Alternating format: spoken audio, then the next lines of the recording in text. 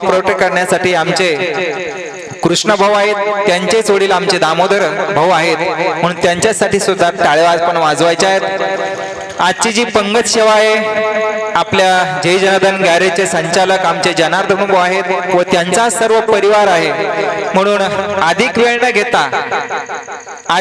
घेता या ठिकाणी पहिला थोडस आपल्याला वेळ झालेला आहे, म्हणून महाराजांना आपण विनंती करू।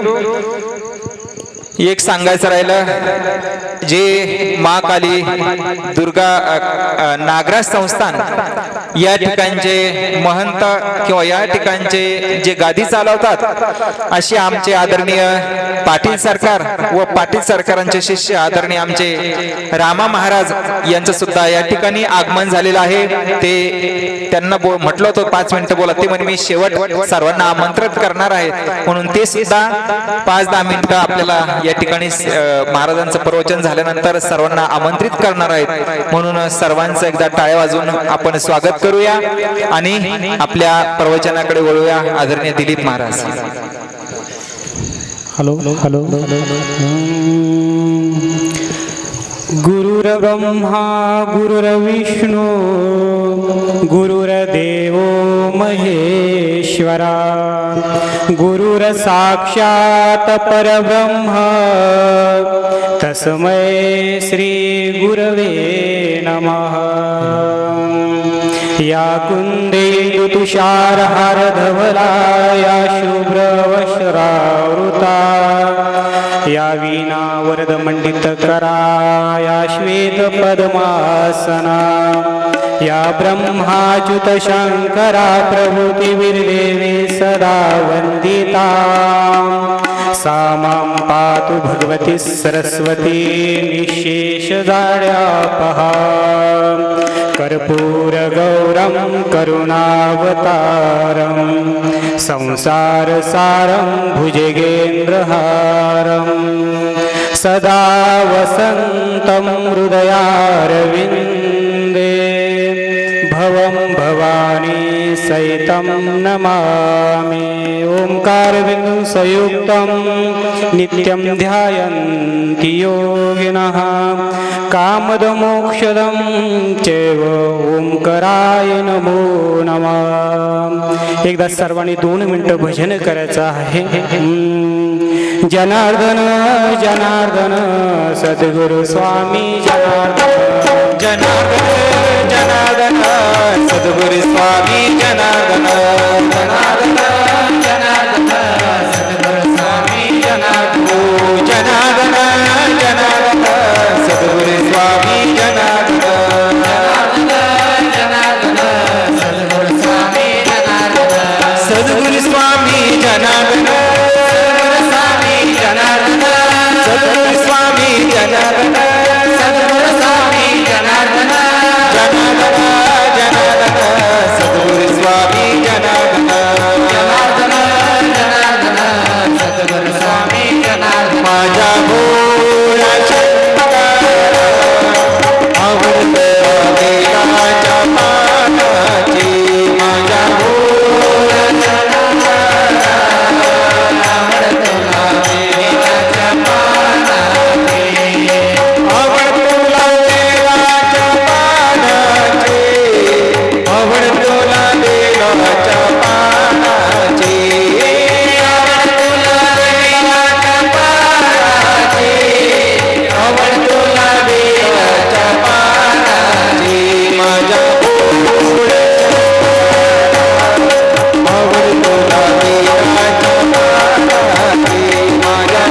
वेदाच्या पानाची अमृत वेदाच्या पानाची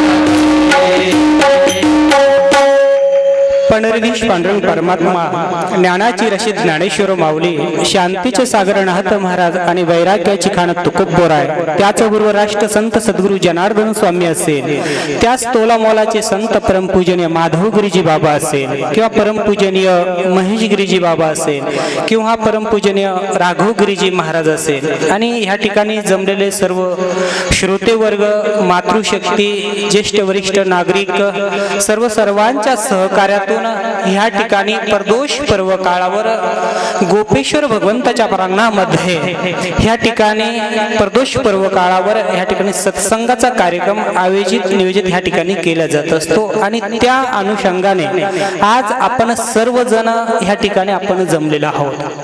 खऱ्या अर्थानं सज्जनानो, आपण खूप असं भाग्यवान आहात की आपण सर्वजण ह्या प्रदोष पर्व काळावर आज ह्या गोपेश्वर भगवंताच्या दरबारामध्ये आज आपण सर्वजण ह्या ठिकाणी एकत्रित आलेला आहेत.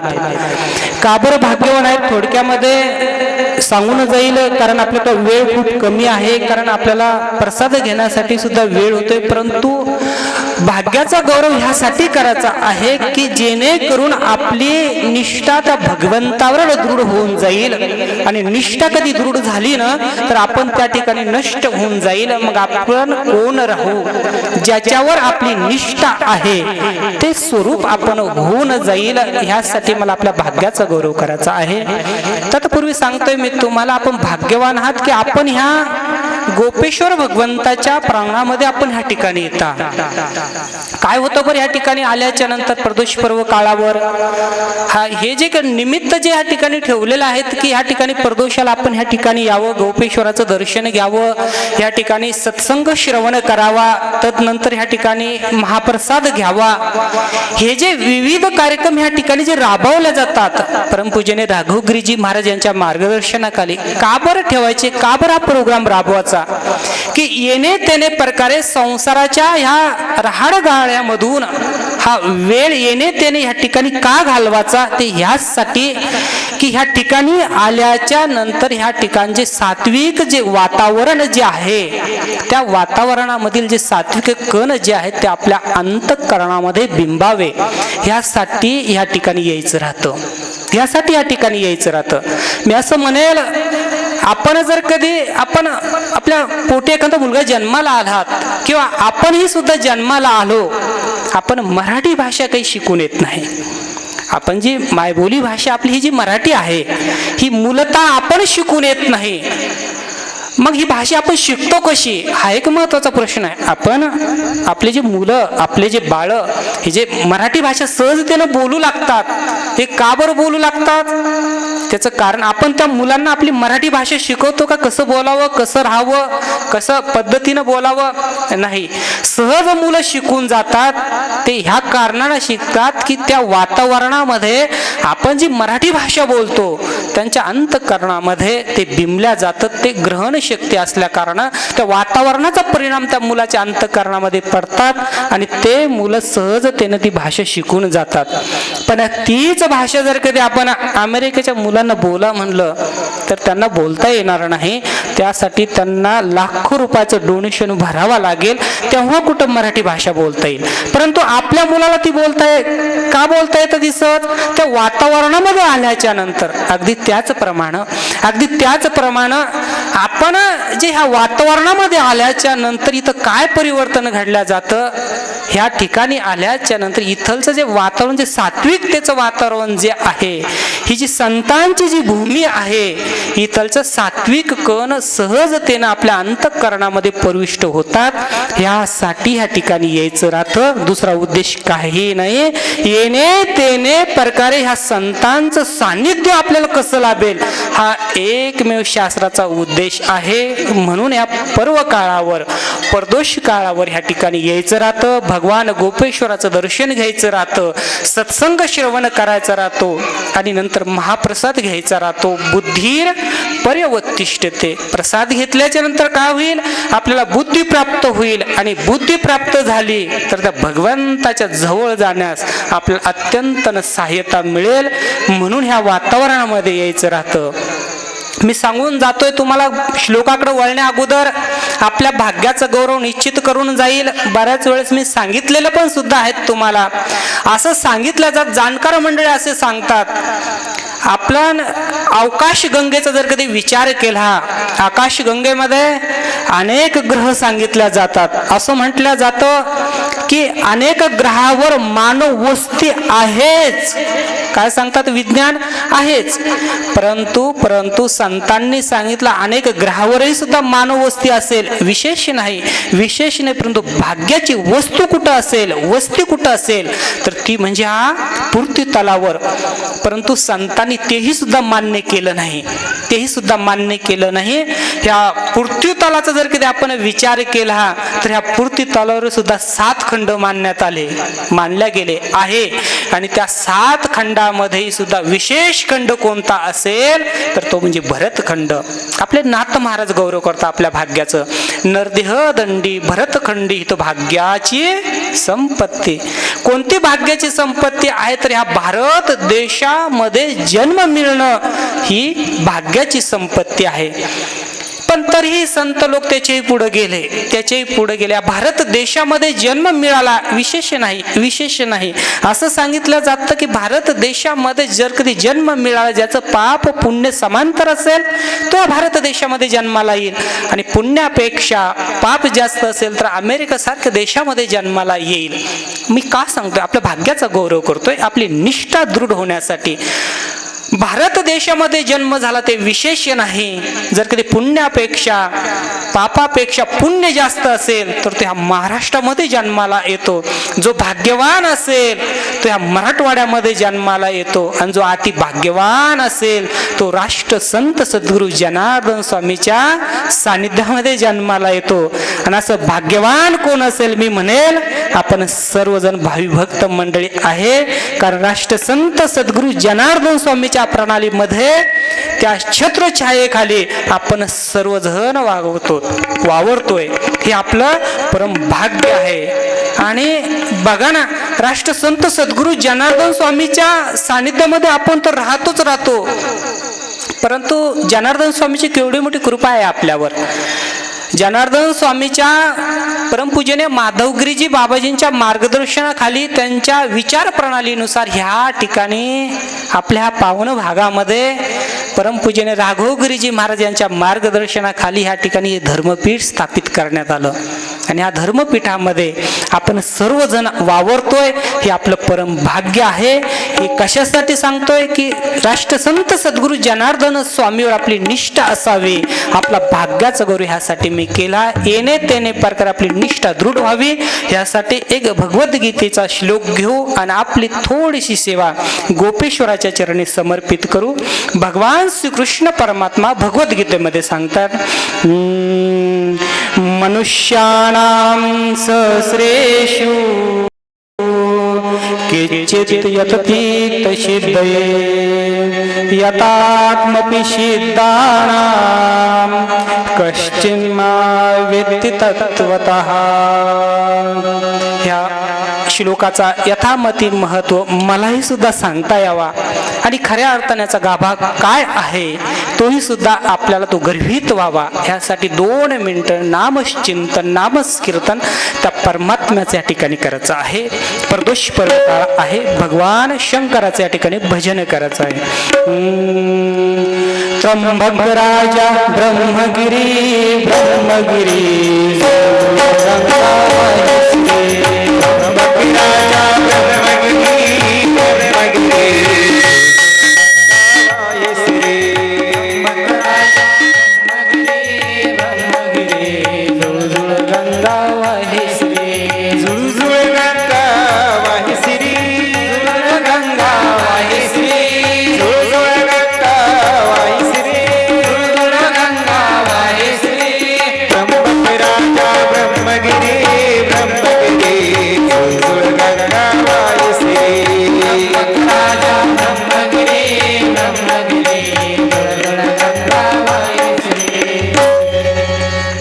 भगवान श्रीकृष्ण परमात्मा सांगतायत, मनुष्याणाम सहस्रेषु. गीतेमध्ये चिंतन सांगतात परमात्मा, काही सूत्र सांगतात, काही सिद्धांत सांगतायत, साधकासाठी सांगतात, काही ठिकाणी आपल्याला भगवान श्रीकृष्ण परमात्मा मार्गदर्शन करतात, काही निर्देश करतात आणि काही ठिकाणी आपल्याला समजून सांगतात आणि काही ठिकाणी संतांचा गरिमा संतांचा महिमा सांगतात. ह्या श्लोकामध्ये परमात्मा संतांचा अप्रत्यक्षरित्या गरिमा ह्या ठिकाणी सांगून जातात. कशामध्ये? भगवद्गीता ग्रंथामध्ये. भगवद्गीता ग्रंथामध्ये सर्वांनाच माहिती आहे भगवद्गीता ग्रंथ म्हणजे नेमकं काय. थोडक्यामध्ये गीता महत्व सांगू. भगवद्गीता सर्वांना माहिती आहे 700 श्लोक आहे, 18 अध्याय आहे. काय आहे ते 700 श्लोक आहे, 18 अध्याय. ह्या भगवद्गीता ग्रंथानं काय होईल बरं, काय होईल. निश्चित आपली जी जीवन नौका आहे ती जीवन नौका पहिलं तीराला जाईल. काय केलं ना जाईल, तिचं नुसतं आपण वाचन जर कधी केलं तरीही आपला उद्धार होऊ शकतो. आणि गीता गीता गीता वाचे जीवन ते. गीता गीता गीता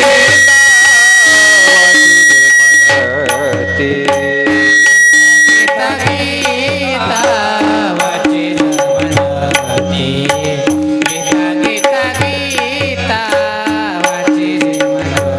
ते. नाही पुनरावृत्ती तयार नाही पुनरावृत्ती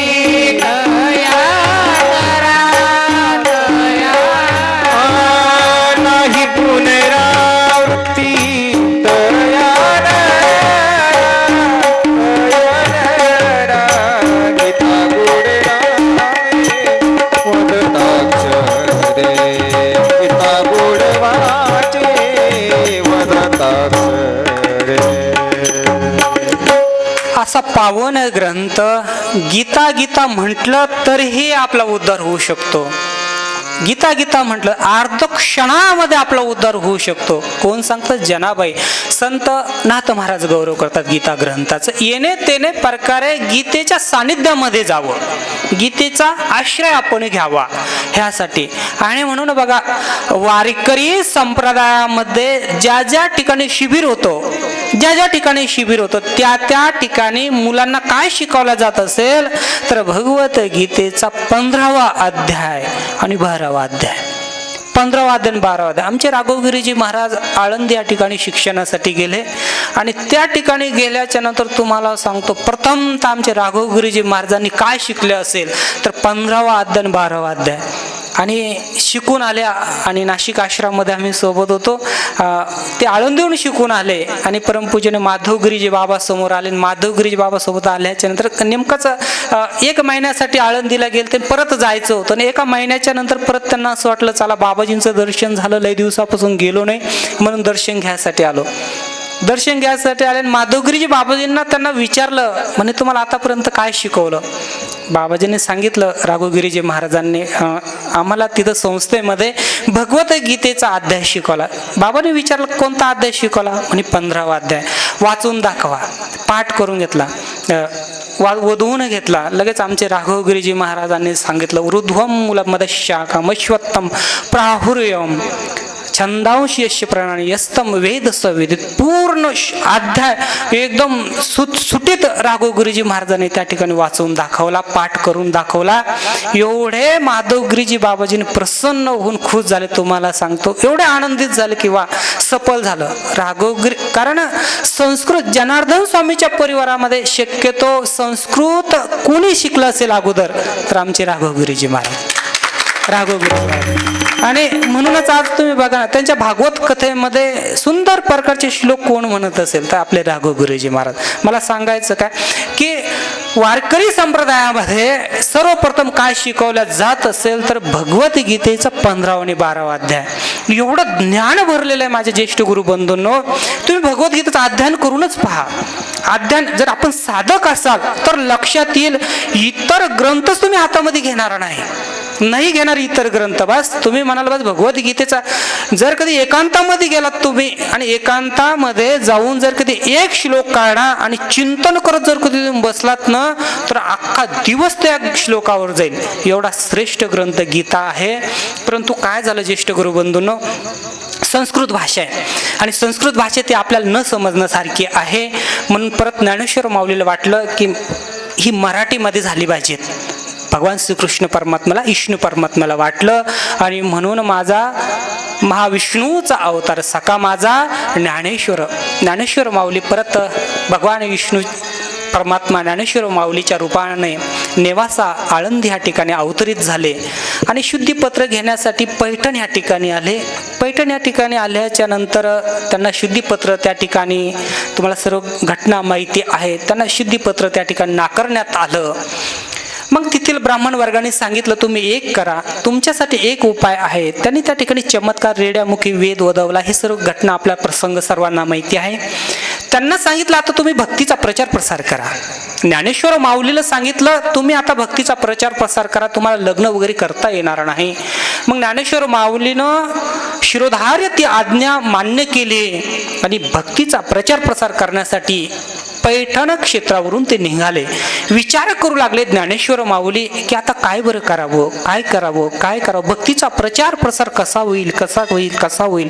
चिंतन करत करत, विचार करत करत करत यात्रेनं रस्त्याने निघू लागले. प्रवरा नदीच्या तीरावर आले. तिथं स्नान वगैरे केलं आणि नेवासा ह्या ठिकाणी मोहिनी राजाचं दर्शन घेतलं आणि दर्शन घेऊन एका खांबाला टेकून बसले. काय करावं चिंतन करू लागले ज्ञानेश्वर माऊली.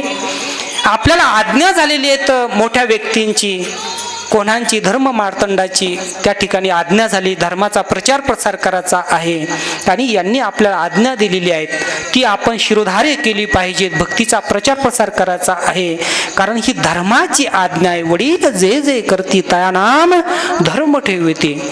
धर्माची मान्यता त्या ठिकाणी शिरोधार्य केली. धर्माचा प्रचार प्रसार कसा करावा ते विचार करू लागले. त्या खांबाला टेकून बसलेले आहेत आणि त्या ठिकाणीच त्या क्षणाला एक 16 शृंगार करून एक स्त्री त्यांच्या समोर आली.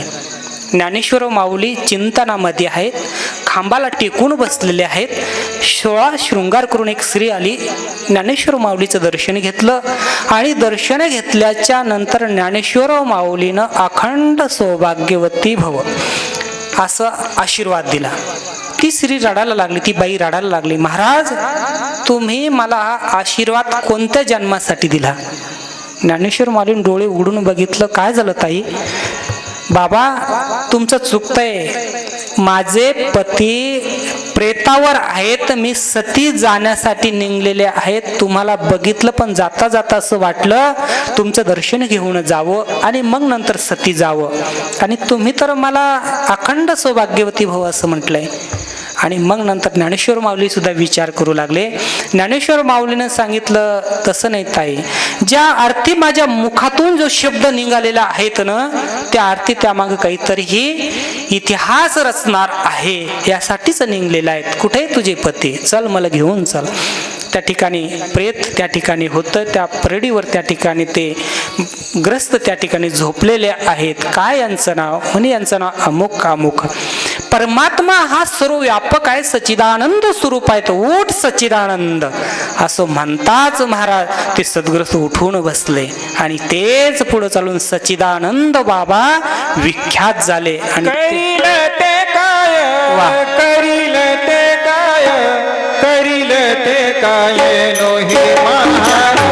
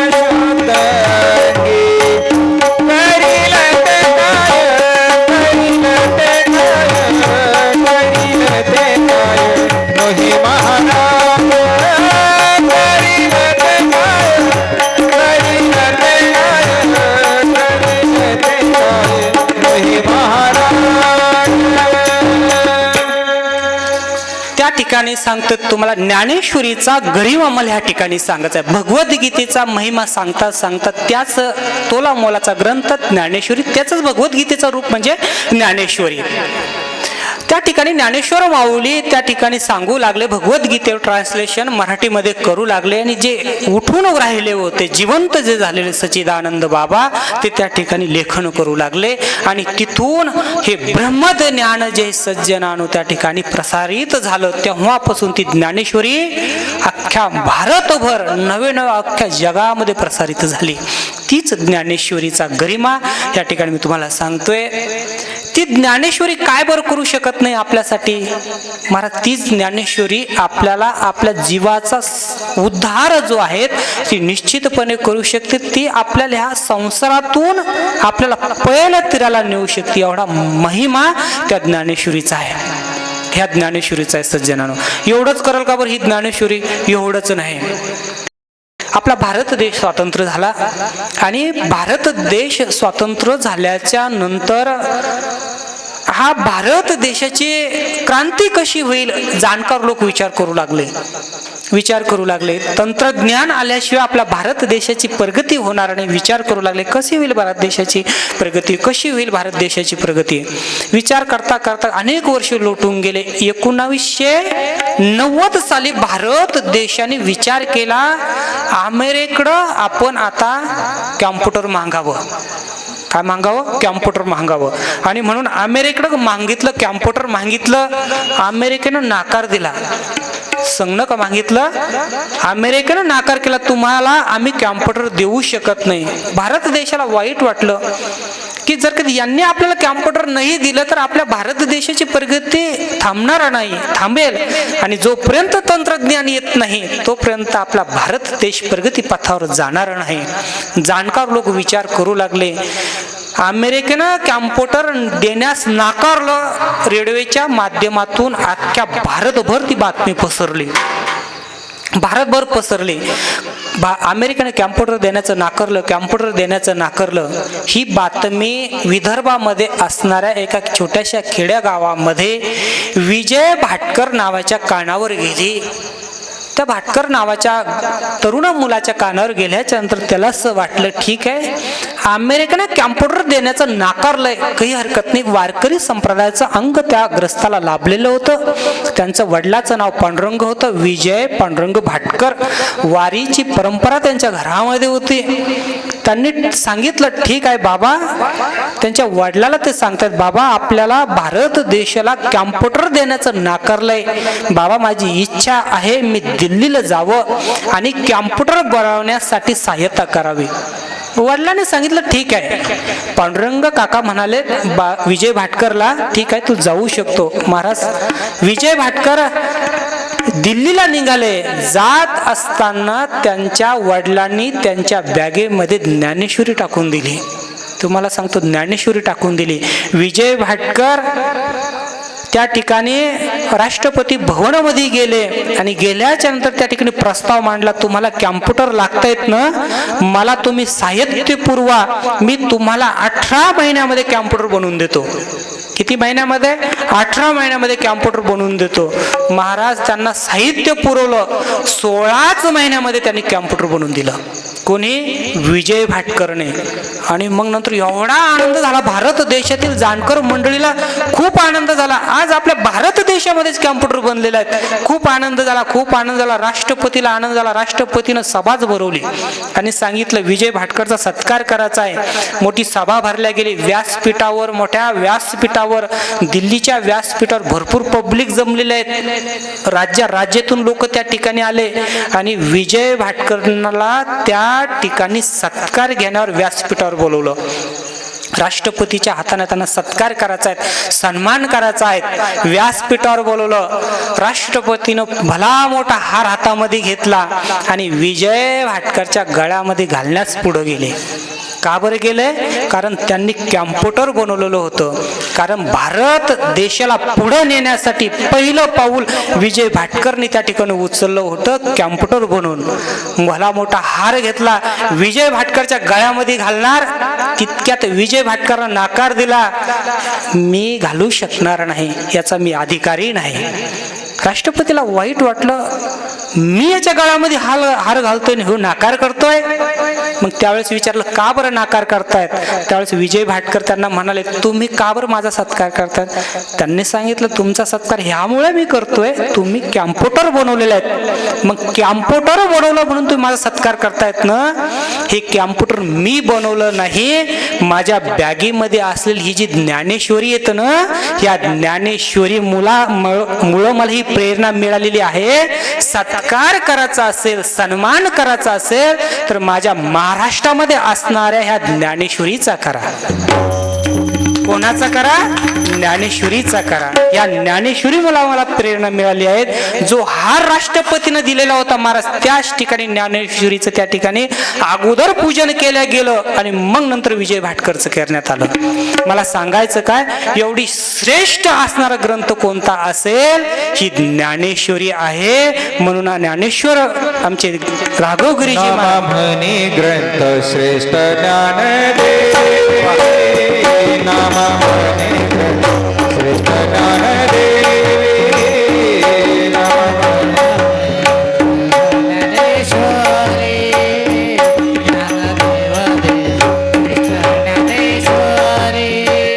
नाम म्हणे ग्रंथ श्रेष्ठ ज्ञानदेव,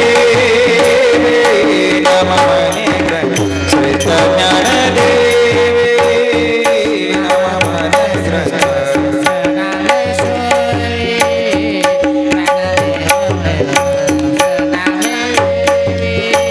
एक तरी ओवे अनुभवावे, एक तरी ओवे अनुभवावे, गीतालंकर नाम ज्ञानेश्वरी, गीतालंकर नाम ज्ञानेश्वरी. एक तरी ओवे अनुभवावे, एक तरी ओवे अनुभवावे, गीतालंकर नाम ज्ञानेश्वरी, गीतालंकर नाम ज्ञानेश्वरी. मग आता अशा ग्रंथामध्ये भगवान श्रीकृष्ण परमात्मा आपल्या भक्ताचं वर्णन करतात, काही ठिकाणी संतांचं वर्णन करतात, काही ठिकाणी कर्मयोगाचं वर्णन करतात, काही ठिकाणी ज्ञानाचं वर्णन करतात, काही ठिकाणी योगाचं वर्णन करतात. वेगवेगळ्या ठिकाणी वेगवेगळं परमात्मा या ठिकाणी गौरव करतात, वर्णन करतात, मार्गाचं वर्णन करतात. येणे तेने प्रकारे परमात्म्यापर्यंत कसं जाता येईल याचं विस्तृतपणे भगवान श्रीकृष्ण परमात्मा वर्णन भगवद्गीतेमध्ये करतात आणि त्याचंच विस्तृतपणे वर्णन ज्ञानेश्वर माऊली ह्या ज्ञानेश्वरीमध्ये करतायत. आणि ह्या ठिकाणी परमात्मा सांगतात मनुष्याणाम सहस्रेषु. काय सांगतात परमात्मा? हजारो लोक परमात्मा प्राप्ती करण्यासाठी जातात. हजारो लोक जातात. बघा आता ह्या ठिकाणी गोपी गाव आहे, या ठिकाणी सोनगिरी गाव आहेत, या ठिकाणी सोनखेड गाव आहेत. अनेक गाव ह्या ठिकाणी जुटलेले आहेत आपल्या धर्मपीठाला, अनेक गाव जुटलेले आहेत. पण सगळेच लोक या ठिकाणी आलेत का बरं? सगळेच लोक आलेत का?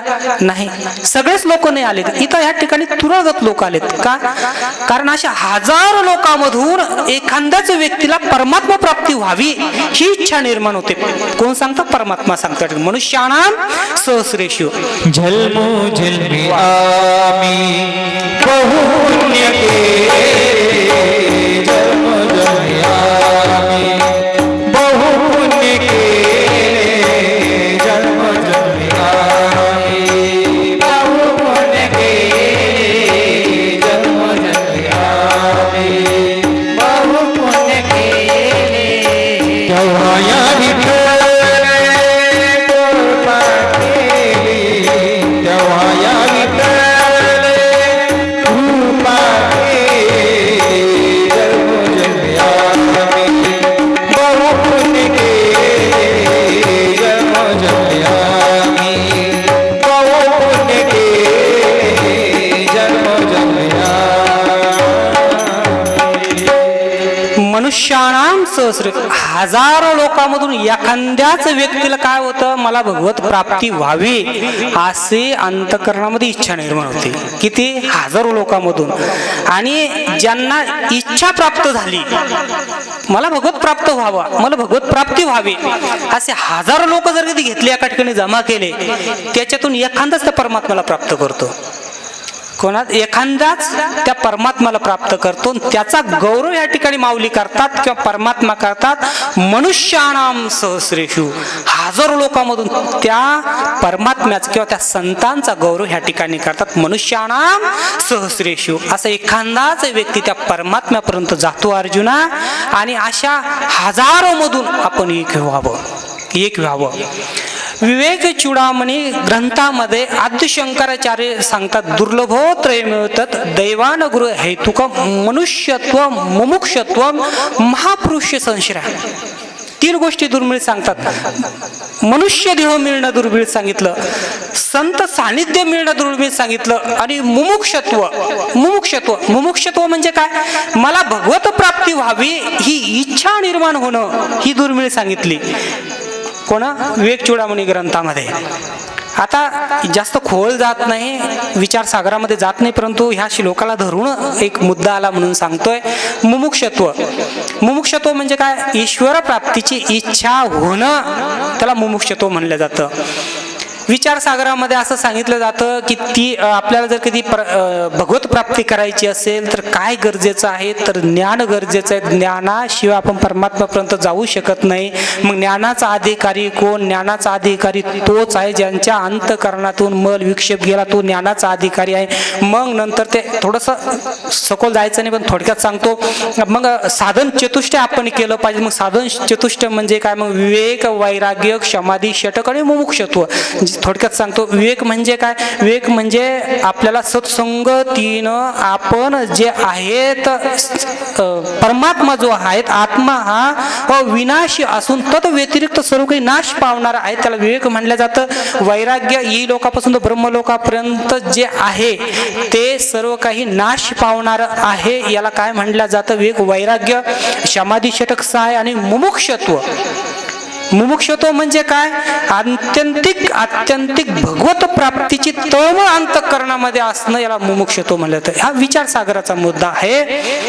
मुमुक्षत्व हे श्लोकाला धरून आलेलं आहे म्हणून सांगतो की मनुष्याणाम सहस्रेषु, असे हजारो मधून एखादाच निर्माण होतो. विचार करा सज्जनानो, भगवंताला आपण बेल वाहतो. आज प्रदोष पर्व काळ आहे. ह्या प्रदोष पर्व काळावर काय केलं पाहिजे असं म्हणलं जातं.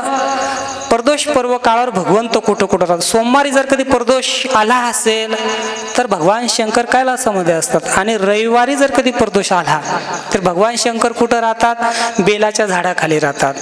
भगवंताला आपण काय वाहतो, भगवंताला बेल वाहतो, भगवंताला दुर्वा वाहतो, भगवंताला पंचामृत वाहतो.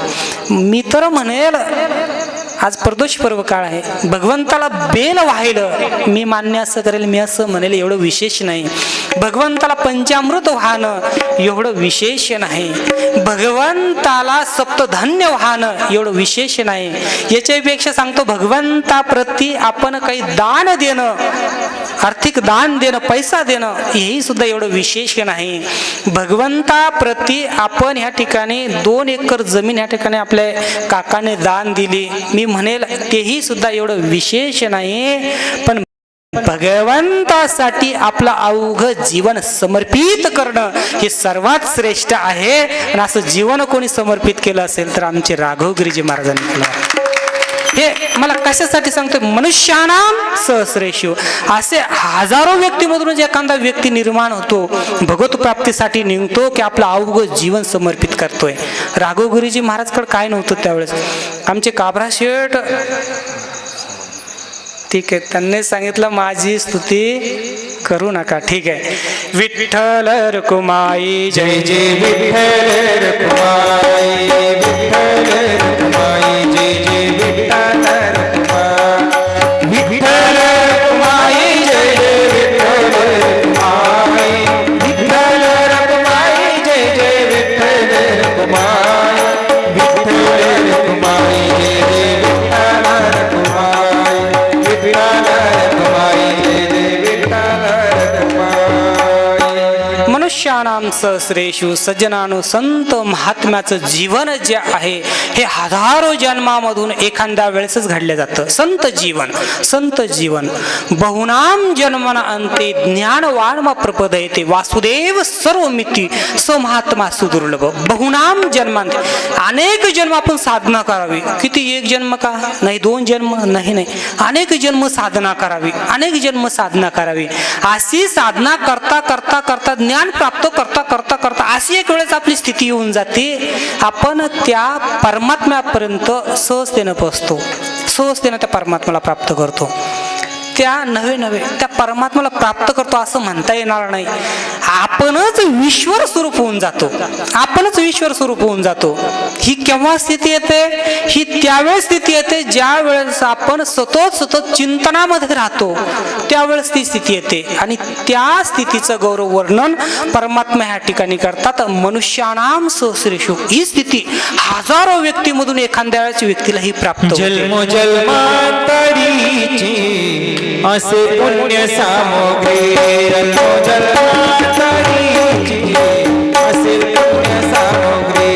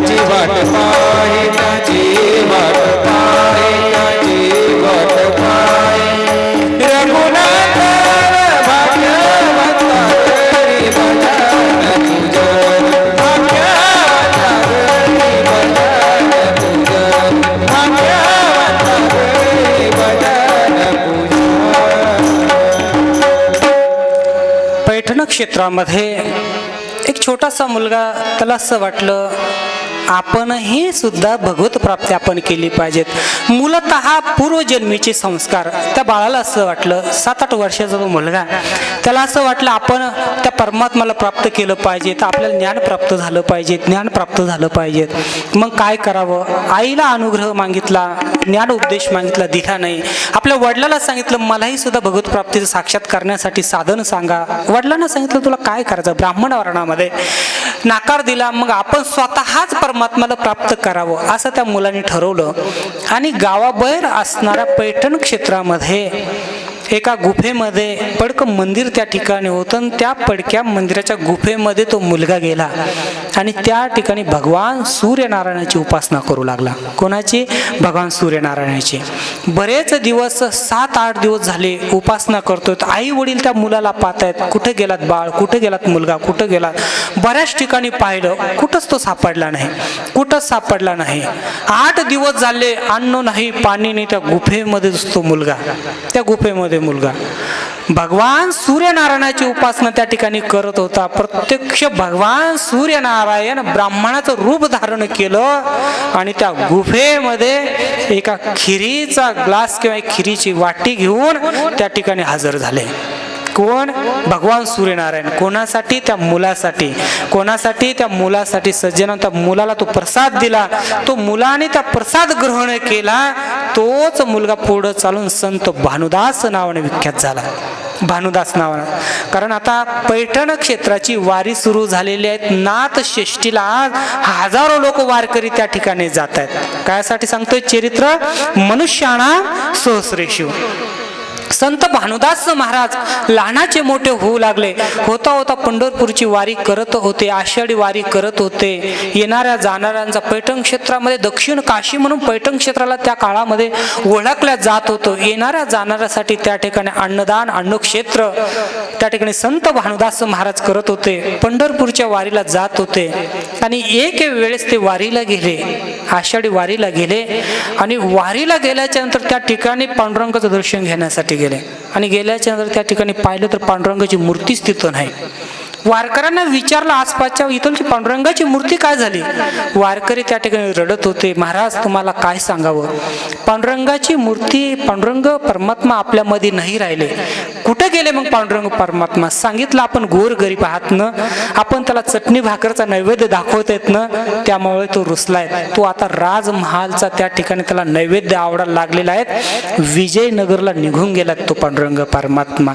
सगळे वारकरी त्या ठिकाणी आक्रोश करतायत, रडतायत. कारण विजयनगरच्या राजाने त्या ठिकाणी पांडुरंग परमात्म्याला त्या ठिकाणी विजयनगरला घेऊन गेले होते. सगळे वारकरी त्या ठिकाणी रडू लागले. आणि त्या ठिकाणी संत भानुदास महाराजांनी विजयनगरला सर्व वारकरी घेऊन त्या ठिकाणी विजयनगरला गेले आणि पांडुरंगाची मूर्ती, पांडुरंग परमात्मा परत पंढरपूरला आणून टेकवली. कोणी? संत भानुदास महाराजांनी सजवली. एवढा अधिकार संत भानुदास महाराजांचा त्या काळी होता. एवढी उपासना केली संत भानुदास महाराजांनी. आषाढी वारी करावी, भगवंताचं नामचिंतन करावं, विठ्ठल विठ्ठल विठ्ठल विठ्ठल विठ्ठल सातत्याने नामचिंतन करावं. सर्व वारकऱ्यांसाठी गेलेला पांडुरंग परमात्मा परत पंढरपूरला आणून ठेवला. सगळे वारकरी आनंदित झाले. त्या ठिकाणी पांडुरंग परमात्मा संत भानुदास महाराजांना म्हणू लागले, देवा भानुदासा, माझ्याकडून काहीतरी तू मागून घे. तुझे एवढे उपकार झाले, एवढी भक्ती झाली, तुझ्या भक्तीचं ओझं माझ्या डोक्यावर झालं, काहीतरी मागून घे. कोणाला म्हणतात? पांडुरंग परमात्मा संत भानुदास महाराजांना त्या ठिकाणी म्हणतात. संत भानुदास महाराज म्हणतात, मला काही नको, काही नको. अरे असं कसं म्हणतो? काहीतरी माग, काहीतरी माग. त्या ठिकाणी संत भानुदास महाराज काही नाही. मग संत मागतात काय? काही मागत नाही. हेची दान देगा देवा तुझा, हेची दान देगा देवा तुझा, विसरण व्हावा, विसरण व्हावा तुझा, विसरण व्हावा. हे दान देगा देवा तुझा, विसरण व्हावा, विसरण गाईन आवडे हे माझे सर्व जोडे, हे सर्व जोडे माझे, सर्व जोडे. गाईन आवडे हे माझे सर्व जोडे, हे सर्व जोडे माझे, सर्व जोडे. काय मागितलं संतांनी? धन मागितलं का? अजिबात नाही. संपत्ती, स्थावर मालमत्ता? अजिबात नाही. काय मागितलं? अनेक उपकार केला भगवंतावर, हेच दान तुझा विसरण. आणि दुसरं काय मागितलं? गुण गायीन आवडी, हेची माझी सर, मला हेच दे, तुझ्या सातत्यानं उपासनामध्ये राहू दे. किती मागितलं भगवंताला? खूप मागितलं. एकाच शब्द हेच दान दे, काही लागत नाही, फक्त तुझ्या उपासनेमध्ये मला ठेव. परत पांडुरंग परमात्मा रोज झालं. परत दुसऱ्या वारीला संत भानुदास महाराज येऊ लागले. येत असताना दिवसाचं ढग आकाशामध्ये आल्या गेले. भरभर पाऊस त्या ठिकाणी सुरू झाला. संत भानुदास महाराजांना वाटलं आता पंढरपूरला जाता येणार नाही. एका खेड्या गावामधून जात होते, आता काय करावं म्हणून एक घर उघडं दिसलं आणि त्या घरामध्ये संत भानुदास महाराज आश्रयासाठी त्या ठिकाणी गेले. मला आजच्या दिवस आश्रय द्या. ते दाम्पत्याने संत भानुदास महाराजांना आश्रय दिला. मग आश्रय दिल्याच्या नंतर पाणी उघडायला तयार नाही. संध्याकाळचे 6 वाजले, 7 वाजले. संत भानुदास महाराजांना पंढरपूरला जाण्यासाठी वेळ होतोय, विजा कडकडतायत. आणि त्या दाम्पत्याने संत भानुदास महाराजांना आग्रह केला, महाराज तुम्ही आज आमच्या घरी आलात, पाऊस चालू आहे, आज रात्रभर तुम्ही आमच्या घरीच राहा, जाता कशाला पंढरपूरला? जायचं असेल सकाळी उठा, नंतर चालल्या जा. आणि मग नंतर संत भानुदास महाराज त्या ठिकाणी राहायला गेले. त्यांना पंचपक्वानाचं प्रसाद जेवण करण्यात दिलं. जेवण संत भानुदास महाराजांनी घेतलं आणि घेतल्याच्या नंतर सहज ती बाई समोर आली. संत भानुदास महाराजांची सेवा करू लागली आणि सहज स्वाभाविक त्या ठिकाणी रडू लागली. रडत असताना संत भानुदास महाराजांनी विचारलं, काय झालं ग आई, का रडतेस? त्यावेळेस त्या आईने सांगितलं, बाबा 12 वर्ष झाले आमच्या पोटी मुलबाळ नाही. 12 वर्ष झाले.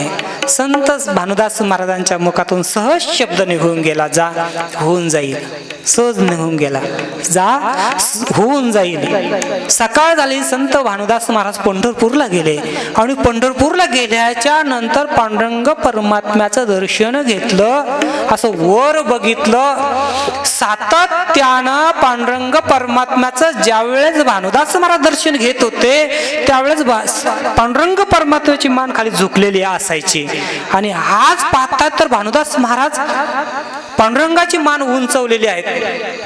भानुदास महाराजांनी विचारलं, परमात्मा देवा, आज तुमची मान अशी एवढी का बरं उंचवलेली आहे? त्यावेळेस भानुदास महाराजांनी पांडुरंग परमात्म्याने सांगितलं, भानुदासा, रात्री तुम्ही ज्या ठिकाणी मुक्कामाला होतात ना, त्या ठिकाणी तुम्ही एक शब्द वापरला, जा होईन जाईल मुलगा. त्याच शब्दाला मी त्या ठिकाणी साक्षी राहिलो. त्या मुलाला, त्या बाईला मी मूल देणार आणि माझं ओझ कमी करणार. महाराज सांगायचं तात्पर्य काय, एवढं पुण्य संत भानुदास महाराजांनी संचय केलेली, एवढी भक्ती, एवढी उपासना केली होती की प्रत्यक्ष पांडुरंगाची मान खाली त्या ठिकाणी झुकलेली राहायची. असे संत मनुष्याना सहस्रेषु, हजारो लाखो वर्षाच्या नंतर सज्जनानं एखादाच महापुरुष जन्माला येतो. आणि त्याच कुळामध्ये संत नाथ महाराजांचा जन्म झाला. महाराज संत नाथ महाराजांचा आज हजारो लाखो परवा दिंड्या आता निघतायत पंढरपूरला, पैठणला जाण्यासाठी. अशा हजारो दिंड्या जाऊन त्या ठिकाणी संत नाथ महाराजांचं दर्शन घेईल आणि नाथ महाराजांचं दर्शन घेऊन कृतकृत जीवन आपलं करेल. हे केव्हा घडतं? असं हजारो जन्माच्या नंतर घडतं सज्जन. एकदा मोठा प्रेमाने 2 मिनिटं भजन करायचं आहे.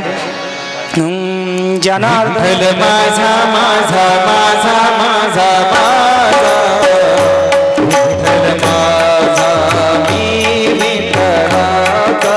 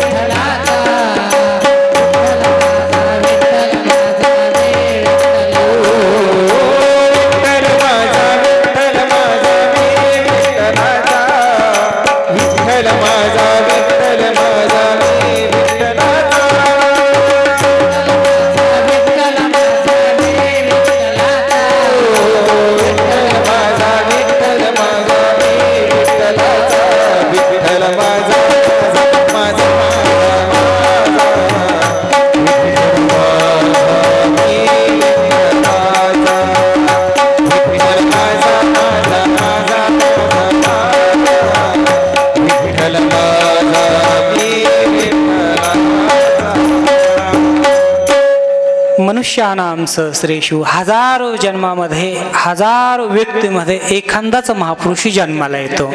आपण किती भाग्यवान, बरं किती भाग्यवान आहात, खूप भाग्यवान आहात की परमपूजने माधवगिरीजी बाबासारखे दिव्य संत आपल्याला लाभले. का बरं लाभले? हे आपलं पूर्वजन्मीचं पुण्य असलं पाहिजे.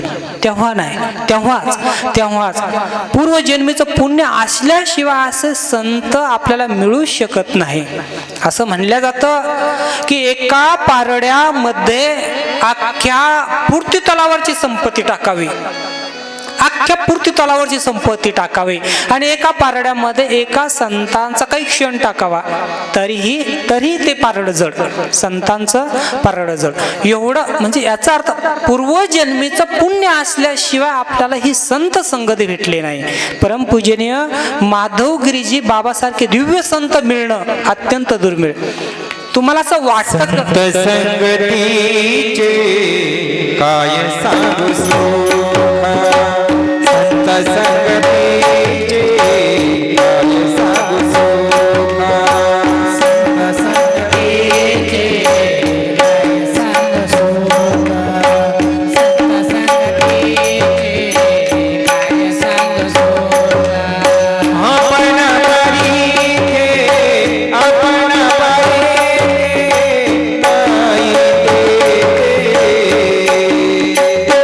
साधू थोरे साधू थोरे साधू थोरे साधू थोरे साधू थोरे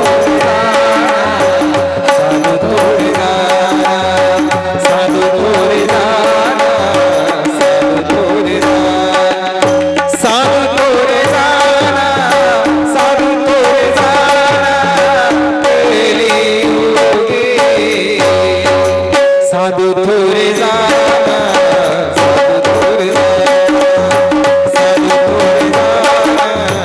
साधू थोरे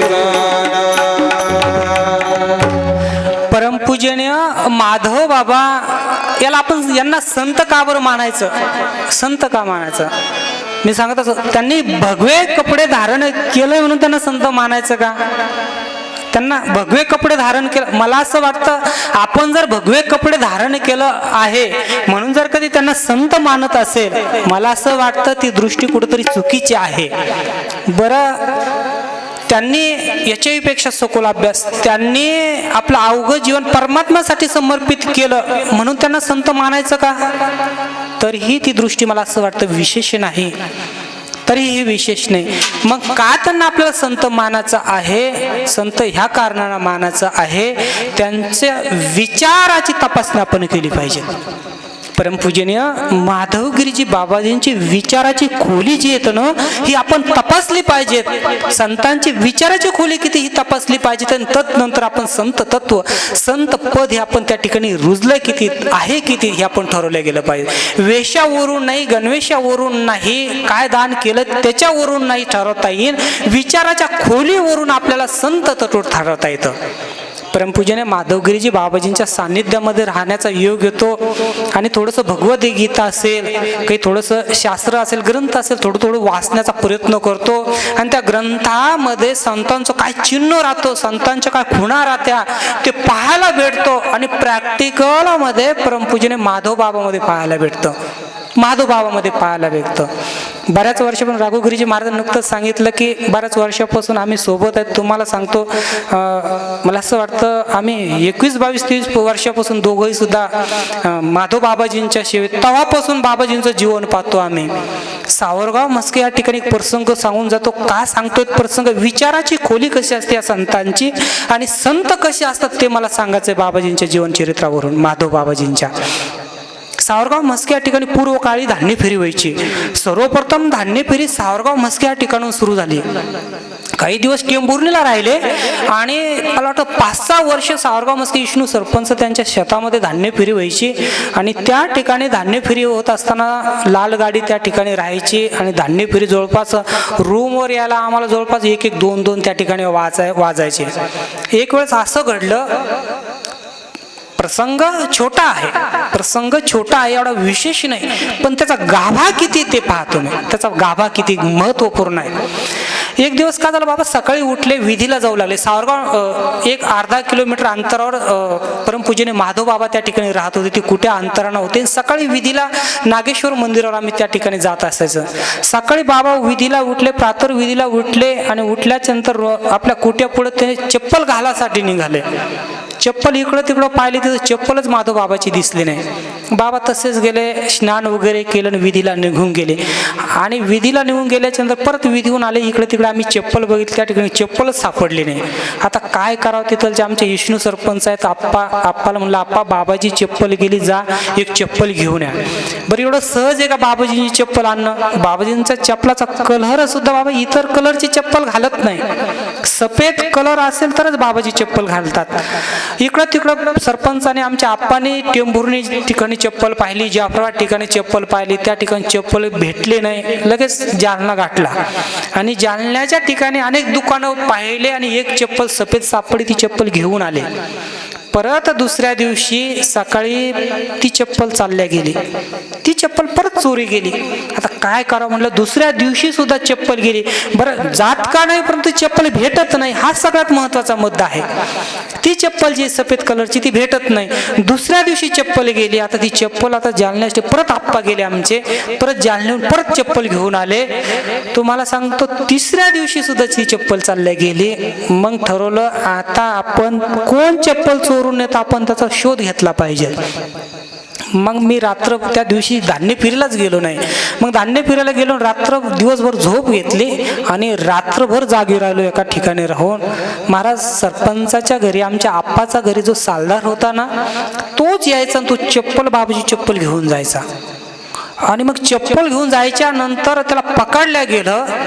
एका पड सावलीमधून ते पाहिलं आणि मग नंतर परमपूजने माधवगिरीजी बाबा सकाळी विधीहून आले आणि आल्याच्या नंतर आप्पाला बोलवून घेतलं. गावातले एक दोघ जण बोलवून घेतले आणि त्या ठिकाणी त्या झाडाखाली आम्ही बसलो. म्हणलं बाबा चोर सापडलेला आहे. सरपंचाला बोलवून घेतलं. आप्पाही आले.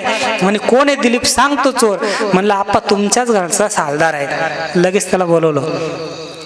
कोणाला? त्या सालदाराला. ते सालदार जे होतं त्याला बोलवलं आणि मग नंतर आप्पा समोर त्याने कबूल केलं, मी चप्पल नेत होतो. सरपंचाने महाराज काळी घेतली आणि त्याला असं मारणार. परमपूजने माधवगिरीजी बाबा समोर आले आणि सांगितलं नाही त्याला मारू नका. का मारू नका? माधवगिरीजी बाबांनी त्याला रात्रीच विचारलं होतं तू का बरं चप्पल नेतो. त्यावेळेस त्याने सांगितलं होतं एवढी गरिबी त्यांची की त्यांच्या पत्नीलाही सुद्धा चप्पल राहत नव्हती. माझ्या पत्नीला चप्पल नाही. एक वर्ष गरिबी त्यावेळेस भरपूर, त्यांना चप्पल मिळत नव्हती, म्हणून मी चोरी करतो असं त्यांनी सांगितलं. आणि सरपंच मारणार तितक्याच मध्ये बाबांनी सांगितलं याला अजून 2 चप्पलाचे जोड आणून द्या आणि याची इच्छा पूर्ण करा.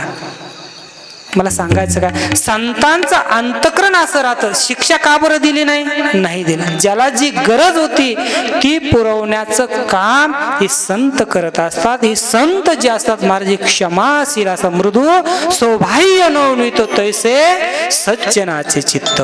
विठ्ठल रखुमाई जय जय विठ्ठल रखुमाई, विठ्ठल रखुमाई, जय जय विठ्ठल रखुमाई, विठ्ठल रखुमाई, जय जय विठ्ठल रखुमाई, विठ्ठल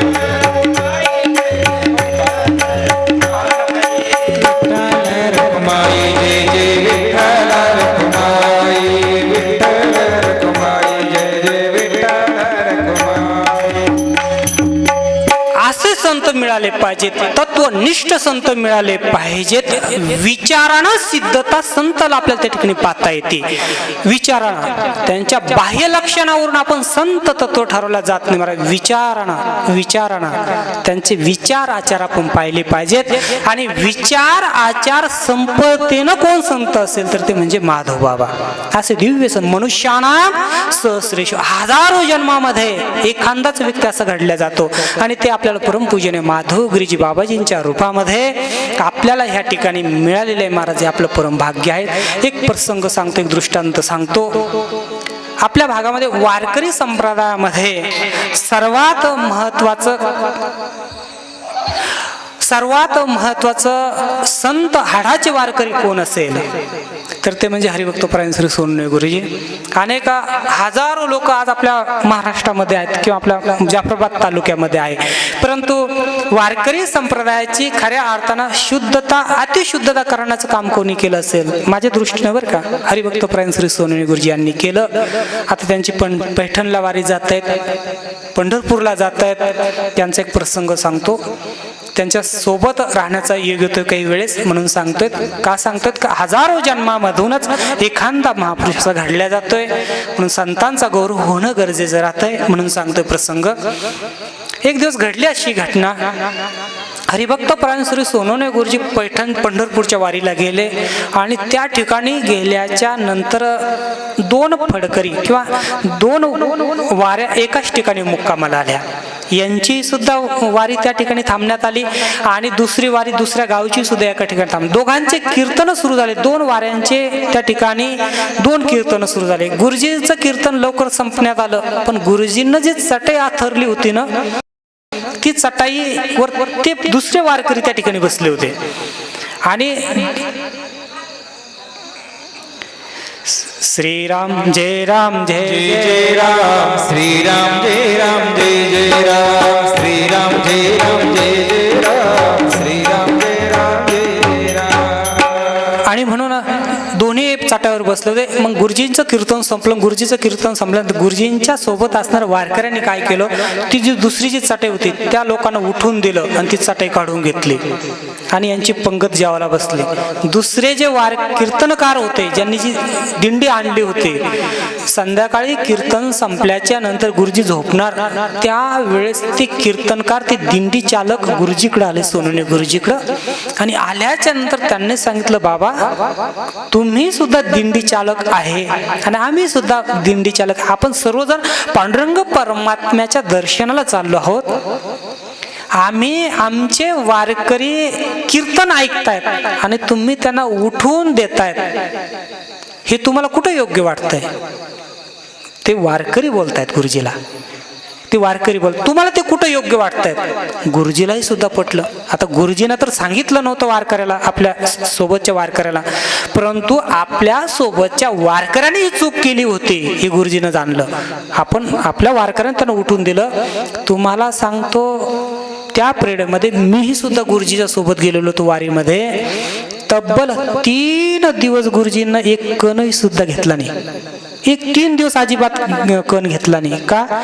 आपल्या वारकऱ्यांनी चूक केलेली आहे, आपल्या सोबतच्या वारकऱ्यांनी, याची शिक्षा आपण भोगली पाहिजेत.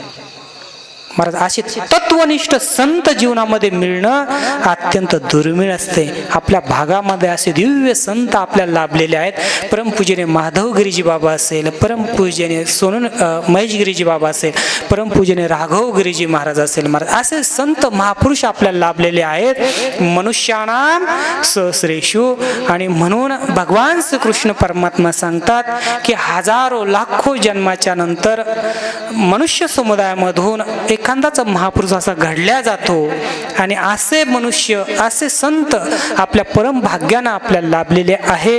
हेच आपलं परम भाग्य आहे. ह्या ठिकाणी मला परमपूजने राघवगिरीजी महाराज आपल्या सर्वांच्या वतीनं, बाबांनी मला ह्या ठिकाणी बोलवलं, त्यांनी आमंत्रित केलं. मी त्यांचा खऱ्या अर्थानं या ठिकाणी धन्यवाद, या ठिकाणी आभारी या ठिकाणी आहे. आणि खरं सांगू, राघवगिरीजी महाराज आमच्या कार्यक्रमाला आले, नागेश्वर संस्थेमध्ये त्या ठिकाणी प्रवचनाला आले. 3 ते 4 दिवस आले आणि आल्याच्या नंतर त्यांचं प्रवचन झालं. आणि पहिल्या दिवशी ते मला असे म्हणाले, काय म्हणे महाराज तुम्ही साऊंड सिस्टम लावली? मला म्हणे साऊंड सिस्टम लावली, तुम्ही आमच्या ठिकाणी येऊन पहा कशी साऊंड सिस्टम आहे. आज मला खरं कळालं की 1 नंबर साऊंड सिस्टीम आहे. साऊंड सिस्टम दादासाठी एकदा टाळ्या वाजवा. खरं महाराज, तुम्ही जे सांगितलं ते खरं, 1 नंबर साऊंड सिस्टम. एवढा मोठा आम्ही कार्यक्रम केला, परंतु खरं आम्ही तिथं कच्चं ठरलो. मी त्या ठिकाणी साऊंड सिस्टम मला अशी जशी पाहिजेत तशी लावता नाही आले. 1000 रुपये खर्च केले आम्ही तिथे ठिकाणी. महाराज जे सांगतात ते खरं आहे. ह्या ठिकाणी आमंत्रित केलं माझ्या समवेत या ठिकाणी माधव बाबा सेवेकरी साऊंड यूट्यूब चॅनलवाले आमचे नंदूभाऊ सुद्धा या ठिकाणी आलेले आहेत. सावंगीचे या ठिकाणी कैलासभाऊ जगताप असेल, वामन वर्गणे असेल, गजानन भाऊ असेल, विजू भाऊ असेल, ही सुद्धा मंडळी आलेली आहेत.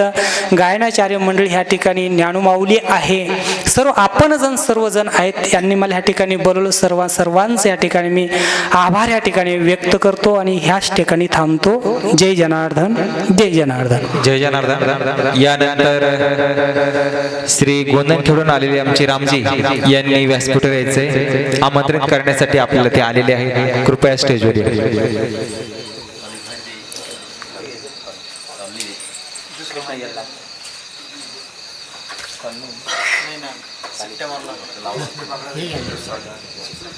Hello hello hello hello hello चालू आहे का?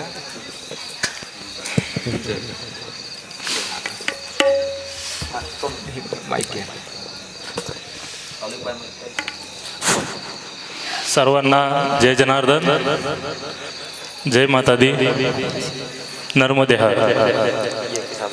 माय बाबा नो बाबा, मी तर आमंत्रित करण्यासाठी नाही, भिक्षा मागासाठी सगळं.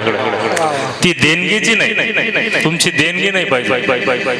एक एक एक एक आज्ञानानं, बाबांच्या मार्गदर्शनानं मोडका तोडका कोणताही नियम माहीत नाही, कोणती विधी माहीत नाही, कार्यक्रम कसा करायचा माहीत नाही, पण एक जगदंबेची प्राणप्रतिष्ठेचा एक हेतू घेऊन आपल्या समोर भिक्षा मागण्यासाठी आलो. ज्यावेळेस आमच्या कार्यक्रमाचे प्राणप्रतिष्ठेचं ठरलं 5 मार्च अचानक ठरलं, बाबांकडे गेलो, माधुगिरी बाबांकडे आम्ही सगळे. पहिले राघोगिरी बाबांची आमची चर्चा झाली, बाबा प्राणप्रतिष्ठा करायची कशी करायची, काय करायची. बाबा म्हणजे तुम्ही काही चिंता करू नका, आपली सगळ्यांची माय कोण, माधुगिरी बाबा. सगळे बाबा म्हणून पुजतात, आम्ही माय म्हणून पुजतो, कारण आम्ही 2च माय बघितले, एक जगदंबा आणि दुसरी माधुगिरी बाबा. कारण मायेसारखं प्रेम करणार जर कोणी असेल फक्त या जगात निस्वार्थी, एक माधुगिरी बाबा. नंतर कार्यक्रमाची रूपरेषा ठरली, माहित नव्हतं, बाबांना विचारलं. आज 23 मार्चला आपल्या इथली जपनाष्टनाची तारीख आहे. बाबांना विनंती केली, इतकं सोडून बाबांचा, राघोगिरी बाबांचा एकच शब्द होता, तुम्ही चिंता करू नका, आमची गोपी, सोनगिरी आणि मी स्वतः तिथं हजर राहील. तिच्यासाठी बाबांकडे गेलो, बाबांनी तारीख दिली 5 मार्चला सुरुवात आहे, 8 मार्चला पूर्ण होती.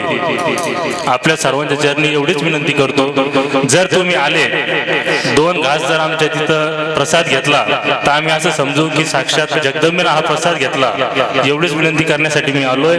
8 तारखेला माधुगिरी बाबांचं देवी पंचायत याची पूर्णाहुती होईल, नंतर बाबांचं महाप्रवचन होणार आहे आणि नंतर महाप्रसाद आहे. तसेच 5, 6, 7 संध्याकाळी, रोज संध्याकाळी 8 ते 10 आपले राघोगिरी बाबा यांचं देवी भागवत कथा होणार आहे, प्रवचन होणार आहे. देवी महात्मिक कसं असतं, देवीच्या बद्दल जे महत्व आहे ते राघोगिरी बाबा अतिशय सुंदर पद्धतीनं आपल्या समोर सादर करणार आहे, मांडणार आहे. देवीचं काय काय कार्य आहे हे आपल्याला समजून घेता येणार आहे. आतापर्यंत बाबा देवी फक्त एकाच गोष्टीसाठी माहिती, आता ते काही सांगायचं काम नाही. चैतीला बरोबर ना, चैती म्हणजे 2च गोष्टी, बोकड्या काय असं एक्सवायचं. त्याच्यासाठी पण देवी माईचं काय कार्य आहे, कसं असतं, नवचंडी रूप काय, नवदुर्गेचे रूप काय, दुर्गा सप्तशतीचे काय महत्व आहे, हे सगळं पटवून राघोगिरी बाबा आपल्याला सांगणार आहे. एवढीच विनंती करतोय, कारण आता वेळ भरपूर झाला आहे. 2 शब्द इथं मला बोलण्याची संधी दिली, त्याच्याबद्दल मी आपल्या सगळ्यांचे आभार मानतो. आणि आपण सर्वजण 4ही दिवस तिथे याल अशी अपेक्षा व्यक्त करतो, आपल्या चरणी विनंती करतो. जय जनार्दन. धन्यवाद आदरणीय आमचे रामजी यांनी आपल्या सर्वांना आमंत्रित केलेलं आहे. आपलं सुद्धा कर्तव्य आहे त्या ठिकाणी जगदंबेच्या स्थापनेसाठी, दर्शनासाठी आपल्या सर्वांना त्या ठिकाणी जायचं आहे. जी आपल्याकडून त्यांनी अपेक्षा केली, जे कोणी आमचे आचार्य मंडळी आहेत, आमचे समाधान भाऊ असेल, विठ्ठल भाऊ असेल, आमचे सुभाष भाऊ, या सर्वांनी त्या ठिकाणी आपल्याला जायचं आहे. आणि त्या ठिकाणी आपल्या हातून जो प्रसाद होईल, एखाद्याच्या मुखात गेला तर नक्कीच आपल्याला भरभरून असं पुण्य मिळणार आहे. म्हणून आपण सर्वांनी त्या ठिकाणी त्या यज्ञासाठी जायचंय. जय जनार्दन, जय जनार्दन. यानंतर आमचे गजानन भाऊ. जय जनार्दन. राष्ट्रसंत सद्गुरू जनार्दन स्वामी बाबाजींच्या कृपाशीर्वादानं तथा परमश्रद्धेय योगीराज माधवगिरी बाबा यांच्या प्रमुख यांच्या मार्गदर्शनाखाली, तसेच ज्यांच्या आवाजात गोडवा आहे असे राघोगिरीजी महाराज यांच्या प्रमुख उपस्थितीमध्ये हा आजचा प्रदोषपंथ सोहळा या ठिकाणी होत आहे. अतिथी देव भव या उक्तीप्रमाणे साधू संतांचा आदर तिथ्य करणे आपला अगत्य असतं. म्हणून या ठिकाणी मी राष्ट्रसंत सद्गुरू जनार्दन स्वामी बाबाजींच्या पालखीचं पूजन करण्यासाठी प्रकाश दगडूबा शेळके यांना अशी विनंती करतो, त्यांनी समोर येऊन बाबाजींच्या पालखीचं पूजन करावं. जाऊया चला, जाऊया चला गुरुपूजनाला, जाऊ चला गुरुपूजनाला, जाऊ चला गुरुपूजनाला.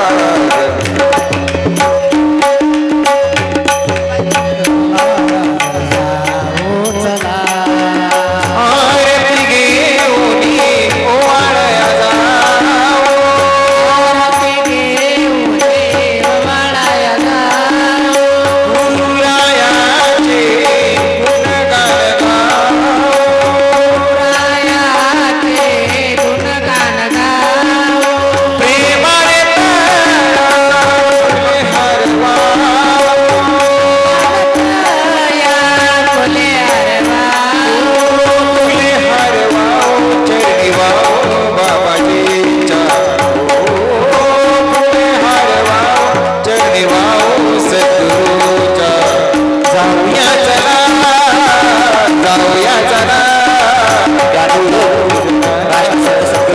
स्वामी बाबाजींच्या कृपा आशीर्वादानं ज्यांच्या आवाजातच गोडवा आहे आपण ऐकत आहे असे परमपूज्य राघवगिरीजी बाबा यांच्या स्वागतासाठी मी जनार्दन शेळके यांना अशी विनंती करतो की त्यांनी कृपया परमपूज्य राघवगिरीजी बाबा यांच्या या ठिकाणी सत्कार करावा.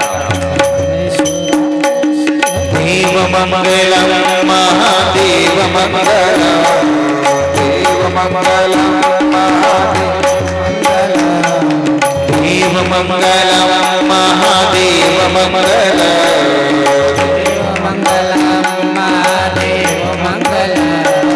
आपो अखंड मंडलाकार मंगलम आपो अखंड मंडलाकार मंगलम मंगलाकार मंगलम देव मंगलम महादेव मंगलम देव मंगलम महादेव मंगलम देव मंगलम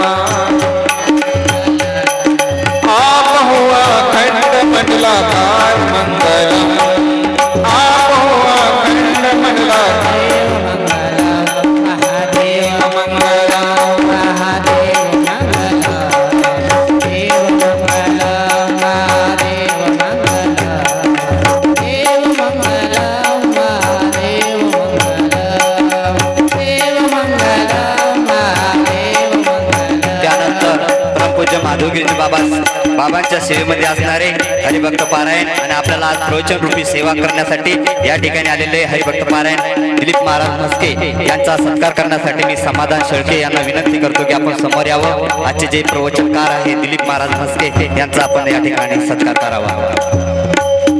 कृपया सर्वांनी त्यांचं टाळ्या वाजवून स्वागत करावं.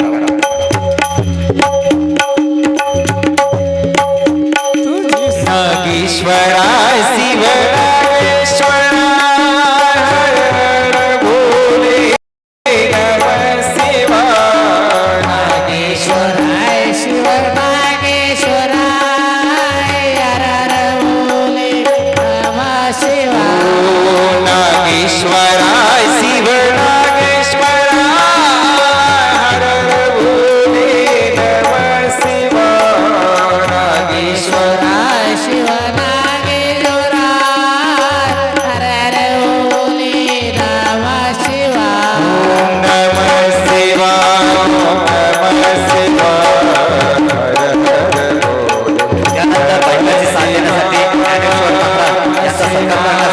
जगन्नाथ विक्रम शेळके यांना विनंती करतो की आपण समोर यावं. आमचे भजन मंडळी ज्ञानेश्वर पंडित यांचा सत्कार करण्यासाठी संपूर्ण भजनी मंडळाचा सत्कार करण्यासाठी जगन्नाथ विक्रम शेळके यांना विनंती करतो की आपण समोर यावं. त्यानंतर भरत गोरे शुभम गोरे यांचा सुद्धा या ठिकाणी सत्कार जगन्नाथ विक्रम शेळके हे करतील असं त्यांना विनंती करतो. तुमका लवकर या. सद्गुरूच्या मंदिरात हो सारंग सद्गुरूच्या मंदिरात हो सारंग भजनी वाजे टाळ मृदुंग भजनी वाजे. लक्ष्मण शेळके यांना कृपया समोर यावं. लक्ष्मण शेळके कोळेगाव यांना कृपया समोर यावं. भजनी वाजे टाळ मृदुंग वाजे टाळ मृदुंग भजनी वाजे टाळ मृदुंग वाजे टाळ मृदुंग गुरूच्या रामेश्वर गुरु भजनी मंडळाचा सत्कार करतात असं त्यांना विनंती करतो.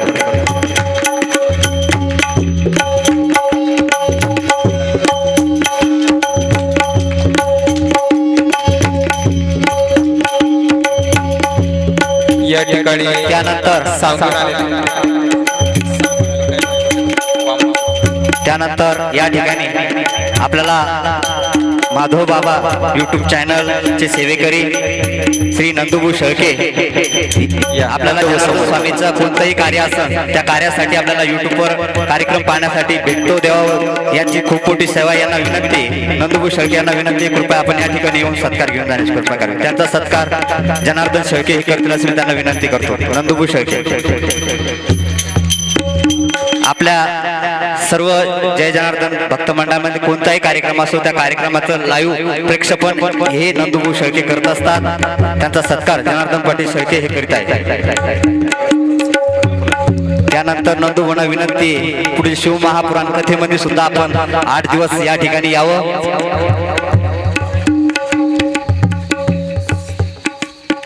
त्याचबरोबर जेव्हापासून गोंधनखेडे आश्रमाची निर्मिती चालू झाली तेव्हापासून आमचे वामनभाऊ असेल, आमचे कैलास भाऊ जगताप असेल यांनी आर्थिक त्या ठिकाणी योगदानही केलं आणि श्रमदान सुद्धा केलं. असे आमचे वामनभाऊ आणि कैलास भाऊ यांनी सुद्धा समोर यायचे. त्यानंतर गजानन ठीक कृपया समोर यावं, त्यांचा सत्कार जनार्दन शेळके करीत आहे. त्यानंतर विजूभाऊ वरगणे यांना सुद्धा विनंती समोर यावं, त्यांचा सत्कार सुद्धा जनार्दन पाटील शेळके करतील. आमचे कैलास भाऊ ज्यावेळेस आम्ही त्यांच्याकडे गेलो, कैलास भाऊ सांगितलं भाऊ काही मदत करा. लगेच आमच्या कैलास भाऊने 11,000 रुपये आपल्या मंदिरासाठी त्यावेळेस दिले होते. म्हणून दानशीर असे व्यक्तिमत्व आहे. आमच्या वामन भाऊ सुद्धा आपल्या मंदिरासाठी 11,000 रुपये दिले. त्यांच्यासाठी टाळ्या वाजवायच्या आपल्या सर्वांनी. त्याचबरोबर आपल्या जाफराबाद तालुक्याचे जिल्हा अध्यक्ष, माजी जिल्हा अध्यक्ष आदरणीय वानकडे साहेब हे पण आपल्या कार्यक्रमासाठी आलेले आहेत. त्यांनी सुद्धा कृपया स्टेजकडे यायचे. आदरणीय वानकडे साहेब.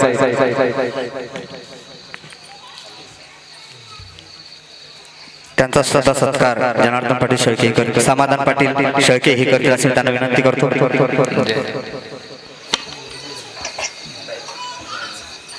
हॅलो, चला गजानन बहुटे तुम्ही पण या समोर.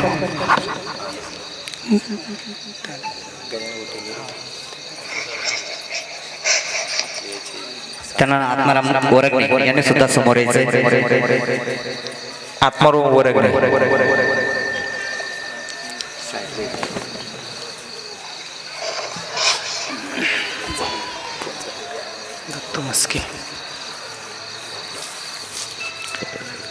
या गजानन भाऊ ठेंग.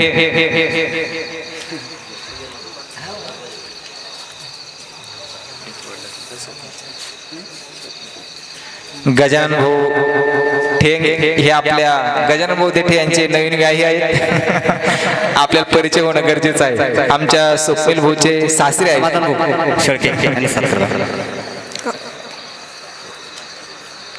आमच्या सेवेत नेहमी राहणारे आमचे स्वप्नील भाऊ यांची ते सासरे आहेत. आपल्याला सर्वांना लग्नाचं आमंत्रित करण्यासाठी ते आलेले आहेत. आमंत्रण करण्याची काही गरज नाही, आम्ही समजेच येणार आहे.